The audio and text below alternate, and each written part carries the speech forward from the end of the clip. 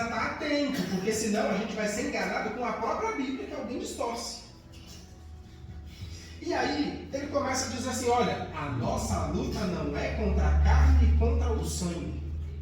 É contra as hostes, as potestades, né? As hostes da maldade, as potestades, os principados. E aí, sabe o que acontece? A gente vem para a igreja, muito tempo. A gente vem para a igreja com o nosso pai e com a nossa mãe. Talvez alguns aqui cresceram no Evangelho, mas não tiveram ainda uma real experiência com Deus. Não tiveram ainda uma experiência sobrenatural. De vez em quando eu falo para alguns aqui, o pessoal fica meio assim, não, você para de falar esses negócios. Que às vezes, será que vai ter que ir o diabo te fazer uma visita lá no seu quarto para você orar, para o Espírito Santo descer? Porque para orar a gente tem preguiça. Para buscar Deus a gente está cansado. Começa a ler a Bíblia, a gente quase cai em cima da Bíblia. Mas quando mexe um negócio no quarto e não tem ninguém, aí rapidinho, Senhor meu Deus, canta louvor, né? Ah, Senhor meu Deus, então minha alma canta a ti, Senhor.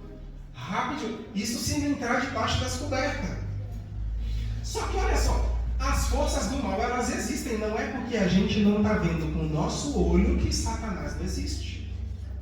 Só que o Espírito Santo ele também existe, ele está convidando eu e você.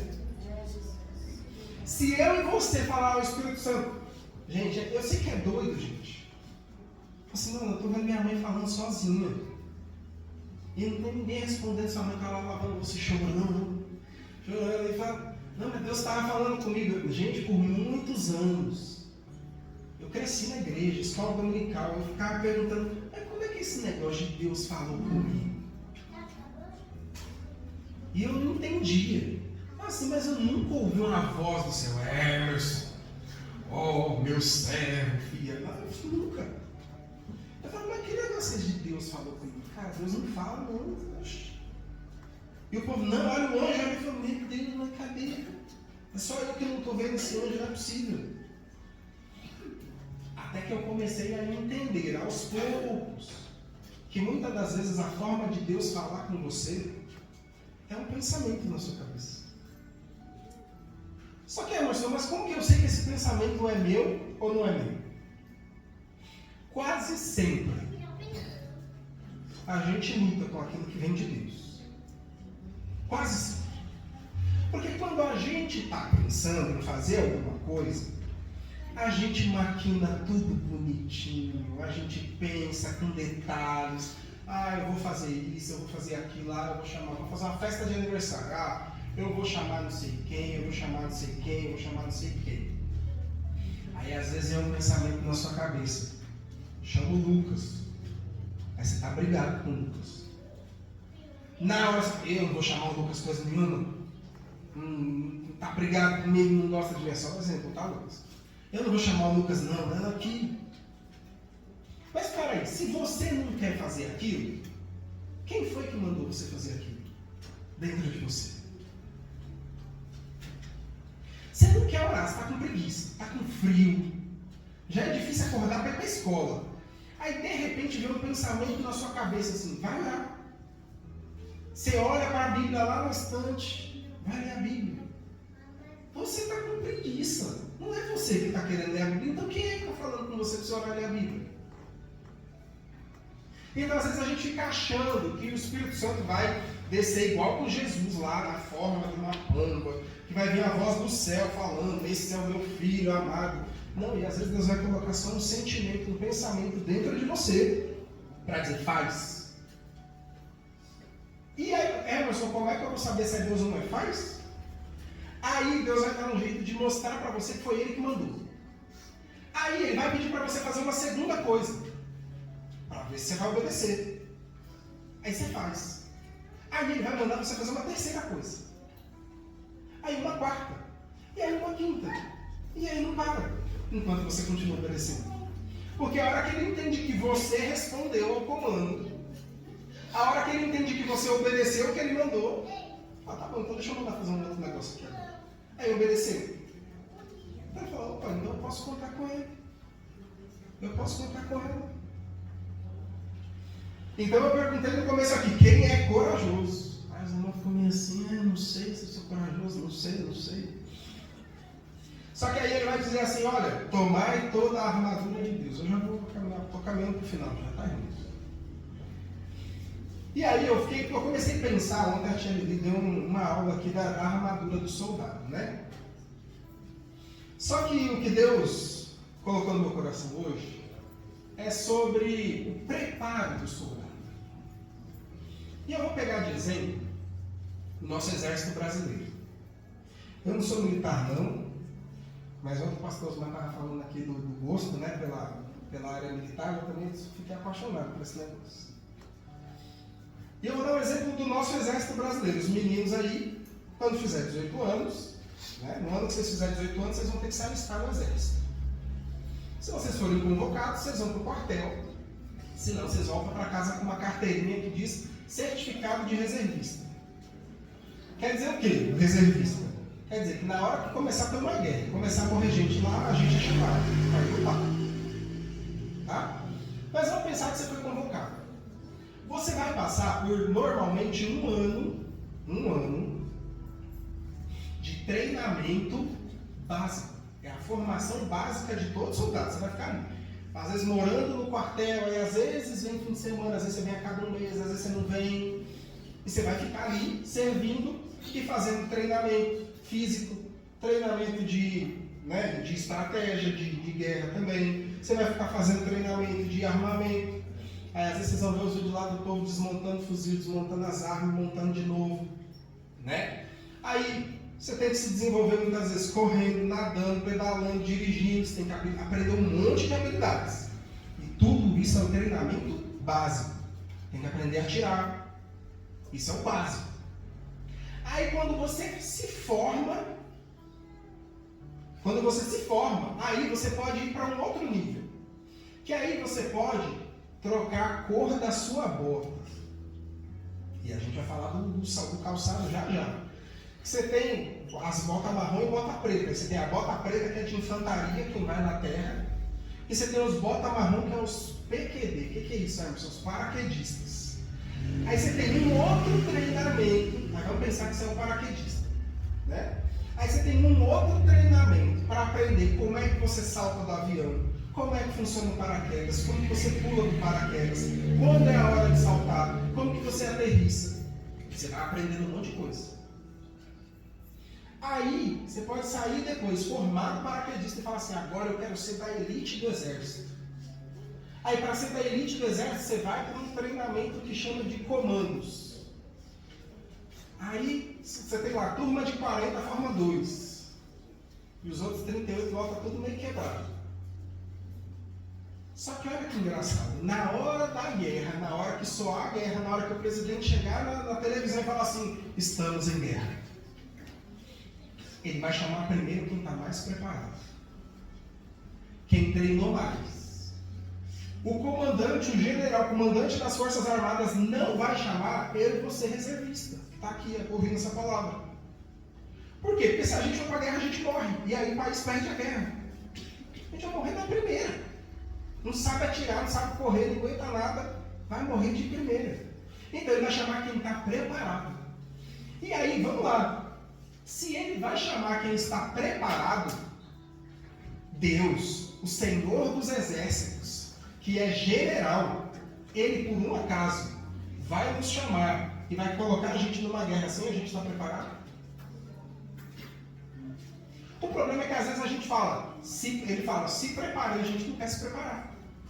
Ele fala, vai orar, e a gente fala, não vou orar. Vai ler a Bíblia, e você não quer ler a Bíblia. Às vezes esse é o problema. Porque ele está tentando nos preparar, e a gente, Senhor, me tira do treinamento. Senhor, eu não quero ficar aqui não. Aí depois morre afogado. Então não, ele está tentando nos preparar. E aí ele vai dizer, olha, várias vezes ao longo dessa mensagem, Paulo vai dizer, fiquem firmes. Fiquem firmes. Então, ele começa dizendo, ei, se vista, cinja os seus lombos com a verdade e a couraça da justiça. E se a gente entender que a couraça é a armadura, né, e o cinto vem aqui na nossa cintura, está protegendo o quê? Está protegendo os nossos órgãos vitais. Se a gente trouxer para a nossa realidade, se a gente tomar às vezes um tiro no braço, na perna, às vezes tem um problema, mas continua vivo. Mas se ferir um órgão vital, se ferir o coração, se ferir, sei lá, o rim, o fígado, o pâncreas, algum órgão assim, às vezes a gente não resiste, sangra, sangra, sangra e vai dessa para uma próxima, né? Então está falando para que a gente se proteja com a verdade. Então, se é para se proteger com a verdade, a gente precisa ficar longe da mentira. Se é para a gente se vestir, se proteger com a justiça, a gente não pode ser injusto. A gente não pode ter 2 pesos e 2 medidas. Eu não posso tratar a Luana de um jeito e a Elaine de outro. Por quê? Porque eu quero. Eu não vou com a cara da Elaine. É ser justo. E aí, vai dizer que a gente precisa então nos calçar com o evangelho da paz, com os calçados. Só que calçado a gente calça para quê? Para ficar em casa? Sentado no sofá. A gente calça o sapato para ir para algum lugar. Então está dizendo que quando a gente calça o evangelho da paz, é para a gente sair por aí. E é para a gente sair por aí levando o evangelho da paz, porque a gente não fica descalço no meio da rua. Então, a nossa missão, ela é anunciar o evangelho às outras pessoas. Não é a gente, não, eu estou salvo já. Está tudo certo. Não, eu estou salvo, então deixa eu salvar quem está do meu lado. Vou tentar. Deixa eu anunciar Jesus para ele ou para ela. A gente precisa se proteger com a fé. Porque às vezes a gente vai ser atacado em diversas situações, em problemas na nossa vida. A gente vai ser atacado por pessoas. A gente vai ter diversos momentos em que a nossa fé é colocada em xeque. Em que às vezes a gente vai olhar para um lado, vai olhar para o outro e vai falar, não tem jeito. E a pergunta que vai ficar para nós, então, cadê Deus? Só que é nessa hora que a gente precisa olhar para a nossa fé, se agarrar com a nossa fé e falar, peraí. Se Deus já fez o povo passar em terra seca no Mar Vermelho, se Deus mandava comida do céu para o povo se alimentar, se você olhar para trás na sua vida, você vai ver de quantas situações Deus já livrou você, Deus já tirou você. E como é que agora, às vezes o que você está passando nem é tão assim como que você já passou. E você está, meu Deus, Deus me abandonou, não é possível. Não, às vezes você já passou por coisa pior. E Ele te livrou, porque Ele não te livraria agora? Mas a pergunta é, será que Ele não está tentando te ensinar algo? Eu gosto de dizer aqui, que Deus gosta de fazer através de nós, mas primeiro Ele faz em nós. Então primeiro, às vezes Ele nos dá a experiência, e a experiência é de jeito ruim. Mas para que a gente saiba como que o outro se sente, para que a gente saiba o que se passa na cabeça do outro, e aí fala, não, peraí, eu tenho uma palavra para você, eu já passei por isso. Aí ele começa a fazer através de nós. E nem sempre a gente saiu do processo, não. Às vezes a gente está no meio do processo e ele começa a trazer umas pessoas para junto da gente, falando assim, se junta com essa pessoa aqui, conversa com essa pessoa aqui, dá uma palavra para essa pessoa aqui, você fala, Jesus, quem está precisando da palavra sou eu. Só que enquanto a gente deixa que ele faça através de nós, ele usa outras pessoas para operar para nós. Então, às vezes, enquanto a gente está orando para Deus curar alguém, ele cura a nossa enfermidade. Enquanto às vezes a gente está orando, Deus está orando para Deus livrar alguém da depressão, da ansiedade, ele está trabalhando em nós sobre a depressão e a ansiedade. Então, Deus ele vai operar através de nós, mas primeiro ele vai fazer em nós. Porque Deus não gosta de fofoqueiro. Paulo diz em uma das suas cartas, cuide cada um dos seus próprios negócios. Em outras palavras, ele está dizendo, toma conta da sua vida. Então, para você não ficar falando da vida do irmão, ele dá as experiências para você contar da sua vida. Só que às vezes no meio da experiência você vai chorar. Às vezes no meio da experiência você fala, para que eu quero descer. Só que eu perguntei aqui no começo, quem é corajoso aqui? E aí Paulo ele termina a armadura, dizendo, olha, põe o capacete da salvação. Minha mãe já veio aqui e disse que o capacete ele é uma proteção. Só que a gente precisa lembrar que ele protege a nossa cabeça, como salvos nós estamos protegidos, mas ele não tampa a nossa visão. A gente continua enxergando o terreno, a gente continua enxergando quem precisa de ajuda, a gente continua enxergando quem precisa do nosso apoio. Então a gente precisa levar esse evangelho para quem a gente está vendo. E ter como arma a palavra. Então nem sempre é o que eu acho, é o que eu penso, é o que eu quero, é o que a palavra diz. Às vezes a palavra vai mandar a gente se calar. Às vezes a palavra vai falar para você, estando certo, pedir perdão. É o que a gente quer? Não é. Às vezes a gente quer esganar uma coleguinha. Mas o que a palavra está dizendo é, vai lá e pede perdão, como se você fosse o errado. Eu não estou dizendo que é fácil, gente, mas é assim. E orando e vigiando em todo o tempo. Então eu falei aqui sobre nós termos um relacionamento com Deus, a intimidade com Deus. E isso é algo que nós vamos construindo com o tempo, mas é de forma constante. Então, adianta fazer dieta uma vez por semana? Adianta? Adianta ir para a academia uma vez por semana? O que adianta? Se alimentar bem todos os dias. Adianta a gente fazer uma atividade física todos os dias, mesmo que não seja na academia. Isso adianta. Então, então orar uma vez na semana só no domingo também não adianta. É óbvio, é melhor você orar no domingo do que nunca. Mas é melhor se você orar todos os dias. É melhor se você ler a Bíblia todos os dias. E eu ler a Bíblia todos os dias, porque é para mim também. Né? É melhor se a gente tiver constância no relacionamento com Deus. E eu vou encerrar aqui, irmãos. Por que eu perguntei no começo se tinha corajoso? Deus não precisa de muitos, mas Deus precisa de valentes. Deus precisa de gente que tem coragem. Chega uma guerra para Gideão e ele sai com 32 mil. Fala, rapaz, já está pouco, a gente vai tomar uma coça. E Deus olha para ele e fala assim, tem gente demais aí. Só pergunta, quem for covarde pode voltar para casa. Quem aí está com medo, levanta a mão. Aí ele fala, não, esse é todo homem de guerra, macho. Vai voltar só 10. Voltou 29 mil. Fala, meu Deus, e agora o que eu faço?